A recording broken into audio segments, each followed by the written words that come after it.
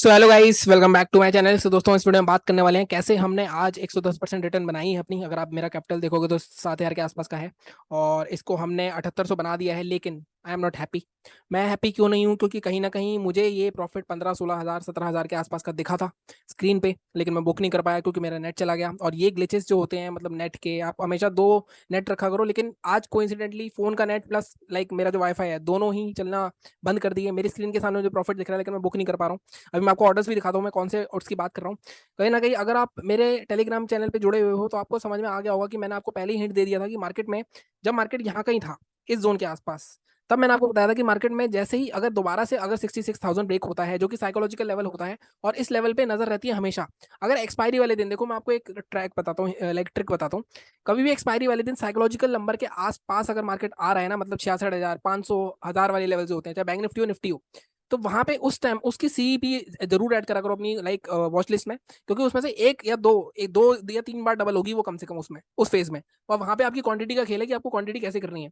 मैंने 3-4 बार ट्राई किया पुट लेने का, लेकिन कहीं ना कहीं मैं जल्दी जल्दी निकल रहा था। क्योंकि अगर मैं एक बार भी, मान लो 7 रुपए की मैं ले रहा हूँ और मेरा कैपिटल ही 7,000 रुपए, मैं 900 क्वांटिटी ले रहा था। अगर मैं एक बारी में ही अगर वो 7 रुपए की, मतलब उस पर स्टॉप लॉस दे दूंगा 3 या 4 रुपए का या 2 रुपए का, तो मेरा पैसे ही खत्म हो जाएंगे, फिर तो मैं ट्रेड कर ही नहीं पाऊंगा। मैं भी आपको दिखाता हूँ ऑर्डर्स भी। लेकिन कहीं ना कहीं यहाँ पे जब मार्केट निकला, तो यहाँ पे मैंने ट्रेड करा। अगर आप यहाँ पे देखोगे, मैंने 7 रुपए की ली थी, ये कुछ 14 रुपए की हो गई। उससे पहले मार्केट में पूरे दिन आंख में चली हुई, ऊपर नीचे जो भी प्रॉफिट लॉस हुआ। कभी मैं 4500 के प्रॉफिट पे जा रहा था, कभी मैं 2,000 के प्रॉफिट पे आ रहा था। मतलब लॉस मैंने आज एक भी बार नहीं देखा, रहा मैं प्रॉफिट में ही। लास्ट में मेरी उम्मीद थी कि कहीं ना कहीं ये 20-30 रुपए तक जाए तो अच्छा खासा मैं 16-17-18 या 20,000 तक का प्रॉफिट हो जाएगा, जो कि मेरा लक्ष्य था आज का।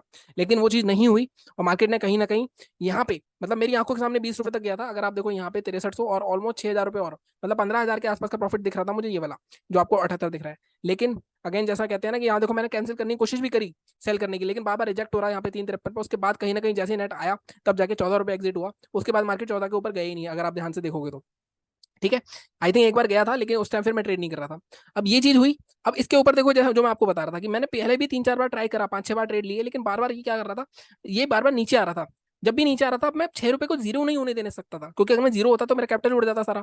तो इस तरह से आपको भी करना पड़ेगा। ये इसको ओवर ट्रेडिंग भी बोल सकते हैं कुछ लोग। अब मैं कहूंगा ओवर ट्रेडिंग तो थी, लेकिन मुझे पता है कि एक बार चलेगा वो 20 रुपए 25 रुपए तक जाएगा, तो 900 क्वांटिटी में सीधे 18,000 रुपए आएगा। अगर आप यहाँ पे अगर आप देखोगे, लाइक 180 रुपए दे भी रहे हो, 200 रुपए दे भी रहे हो, ब्रोकरेज लग रही है 40 रुपए की, उसके बाद आपको पैसा रिवॉर्ड भी तो बड़ा मिल रहा है। तो जीरो टू हीरो हमेशा इसी तरह से खेला जाता है। बट काफी लोग जो है वो, या तो आप लेके बैठे रहो, आपको पता है कि हाँ आपका जीरो होना है। लेकिन अगर मेरे पास 50,000 रुपए पड़े होते अकाउंट में, तो मैं ये करता ना। अगर मेरे पास पड़े ही 7,000 रुपए हैं, तो मैं पूरा जीरो नहीं होने दे सकता, क्योंकि मैं दोबारा ट्रेड कब करूंगा जब मूव आएगा। क्योंकि हमें नहीं पता मूव कब आ रहा है, लेकिन हाँ हमें एंटिसिपेशन है कि मूव आना चाहिए। अब यहाँ पे मार्केट ने थोड़ा खेल खेला यहाँ पे, या दो कैंडल खेल खेला। ये वाली जो कैंडल दिख रही है आपको, यहाँ तक मार्केट ऑलमोस्ट आया, अगर आप देखो 255 के आसपास। लेकिन कहीं ना कहीं हमारा प्रॉफिट कुछ 7800 के आसपास का रह गया। निफ्टी बैंक निफ्टी की बात करें तो पूरा जिगजैग, वैसे मूव आ नहीं रहे थे, लेकिन आज बहुत अच्छे मूव आए। लेकिन एक तरह से एक बॉटम तक बन रहा है। इसकी वीकली एनालिसिस मैं कल डाल दूंगा निफ्टी बैंक निफ्टी की।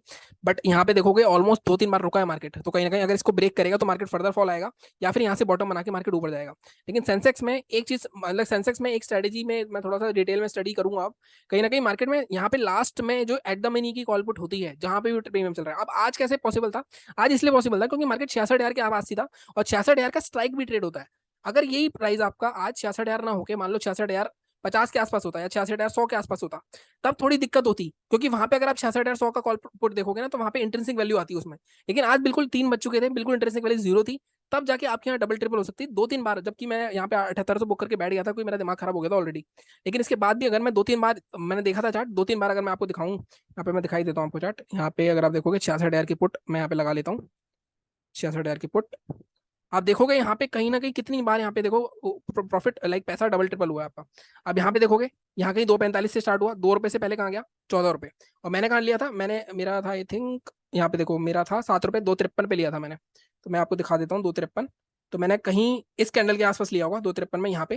जैसे मैंने कहा कि यहाँ पे देखो ये ऑलमोस्ट 14-15, इसके बाद मार्केट नीचे आया। उसका दोबारा से मार्केट यहाँ पे 18 रुपए के आसपास गया।